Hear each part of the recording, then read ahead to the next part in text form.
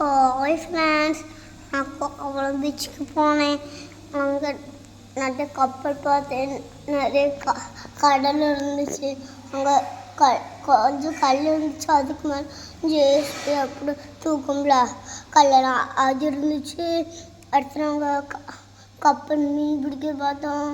கப்பல் இங்கே வர்றதை பார்த்தோம், கப்பல் போகிறத பார்த்தோம். நிறைய சால்ஃபிஷ் சுற்றி கிடந்துச்சு. அடுத்த முள்ளு ஃபிஷ் கிடந்துச்சு. பிடிச்சிருந்தா லைக் பண்ணுங்கள், ஷேர் பண்ணுங்கள். அதுதான் ஃப்ரெண்ட்ஸ், நாங்கள் கோவளம் பீச் போனோம்.